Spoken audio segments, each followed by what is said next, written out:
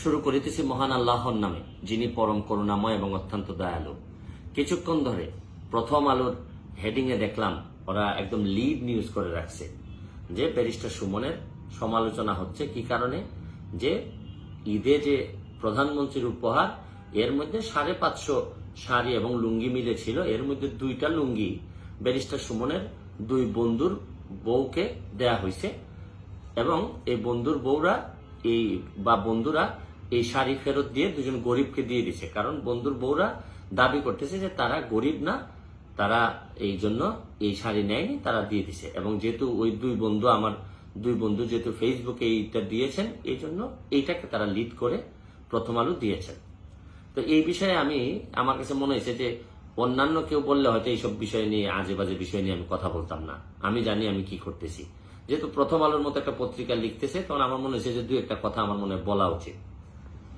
বাংলাদেশের মধ্যে আমার এলাকায় গত 50 বছরে স্বাধীনতার পরে, প্রথম আলো সাহেব আপনি একটু জেনে রাখেন, স্বাধীনতার পরে এই প্রথম আমি প্রধানমন্ত্রী যে একটা উপহার দেন, এইটা প্রথম আমি ফেসবুকে প্রথমেই জানাই দিছি। 550 ঈদ সামগ্রীর মধ্যে প্রতিটা ঈদ সামগ্রী বিভিন্ন লোকের মাধ্যমে দেয়া হয়েছে যে আপনারা বন্টন করবেন। একটা ঈদ সামগ্রীও কোথায় বিক্রি করা হয়েছে এরকম কোনো এলিগেশন ছিল না। কি ছিল যে আমাদের লোকরা, যারা কিছু লোক এরা ভুল করতে পারে, তারা গরিব মনে করে যাদেরকে দিছিল তারা দাবি করতেছেন তাদের মধ্যে 2জন তারা গরিব না। এই হচ্ছে গিয়ে ফল, এই হচ্ছে গিয়ে 2টা সারি বিতর্ক। তা আমার কাছে মনে হয়েছে যে প্রথম আলোর মতো একটা পত্রিকা এই রিপোর্টটা করছে বা অনলাইনে নিউজটা করছে। প্রথম আলো হচ্ছে গিয়ে আজকে এমনিতেই তো সারাদিন আমি প্রথম আলোরে নিয়ে চিন্তা করতেছিলাম। প্রথম আলো হচ্ছে গিয়ে সেই প্রথম আলো, যে প্রথম আলো আপনার কাজী সালাউদ্দিন, যিনি বাংলাদেশের ফুটবলটারে একেবারে ধ্বংস করে দিছেন, এই কাজী সালাউদ্দিন সাহেবকে নিয়ে আমি যখন দেখি যে আমাদের সম্মানিত মতিউর রহমান সাহেব তাকে এই যে আজীবন সম্মাননা দিচ্ছেন, তখন আমার কাছে মনে হয় যে আমি কি বলবো প্রথম আলোকে। এই প্রথম আলো হচ্ছে কি সেই প্রথম আলো যে ট্রান্সকম গ্রুপের মালিকানা। আপনারা জানেন যে এই গ্রুপের মালিক যারা, তারা হত্যা বিভিন্ন মামলা নিয়ে এখন বিভিন্ন জন জেলে আছেন। এটা নাকি আবার ইদানিং বিক্রি হচ্ছে শুনলাম। তো এই প্রথম আলো আপনার মানুষ তো কোনো জায়গায় গিয়ে মনে করে যে তারা অন্তত সমাজের ভালো করবেন। এই প্রথম আলো আমি যখন দেখি এত নিচে নেমে গেছে যে তারা, আমার কাছে মনে হয়েছে যে বঙ্গবন্ধুর আদর্শকে ধারণ করে এরকম কোনো সৎলোক নিতেই পারতেছে না কোনোভাবে। আমি প্রথম আলোকে আরেকটা কথা বলি। প্রথম আলো আপনি জেনে রাখেন, আমি ব্যারিস্টার সুমন সেই এমপি যে আমি ঘোষণা দিছি যে আমি যতদিন এমপি থাকবো কোনো ধরনের সম্পদের মালিক হব না। আমি 9.5 লাখ টাকা নিয়ে আমার এইবারের নির্বাচন করছি। আমি ঘোষণা দিছি আগামীবার যদি 5 বছর পরে নির্বাচন করি তাইলে আমার সম্পদ এই 9.5 লাখ টাকার মতোই থাকবে।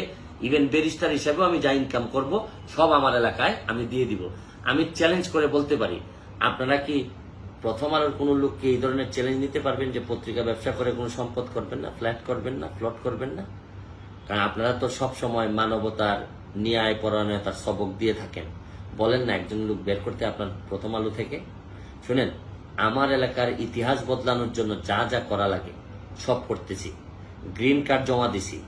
সম্পদের কোনো সম্পদ আমি আমার পরিবার সম্পদ বানাবো না এই ঘোষণা দিছি এবং এই অনুযায়ী কাজ করতেছি।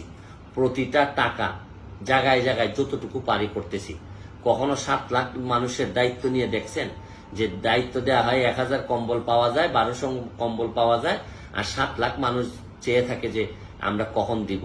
450-500 শাড়ি দেয়া হয়, এর মধ্যে আমার মানুষ থাকে মিনিমাম 3-4 লাখ মানুষ চেয়ে থাকে যে আমি তাদের সবাইকে কিছু না কিছু উপহার দিব। গতকালকে আমার এলাকায় যে পরিমাণ তুফানে যে পরিমাণ ক্ষতিগ্রস্ত হয়েছে, আমার কাছে আছে মাত্র 100 বান টিন, অথচ আমার লাগবে আরো কত বান টিন। এর মধ্যে আমি এমপি হিসাবে সব দায় আমি নিতে পারি? আমার এই বন্টন প্রক্রিয়াতে কে কারে দিচ্ছে না দিচ্ছে সব কিছু খেয়াল রাখি। তারপরও কাউরে গরিব মনে করে একটা শাড়ি যদি কেউ দিয়ে থাকে আর উনি যদি গরিব এটা অস্বীকার করেন, এটাও আপনারা যখন লিড নিউজ করেন তখন আমার লজ্জায় আমার কাছে মনে হয় যে আপনারা এই যে আসলে আপনারা কোনোভাবেই বাংলাদেশের ভালো চান না। বাংলাদেশের ভালো চাইলে বাংলাদেশের যে মানুষগুলা সম্ভাবনাময়ী, যে মানুষগুলা ভালো থাকতে চায়, এদেরকে কোনো না কোনোভাবে আপনারা বাঁচিয়ে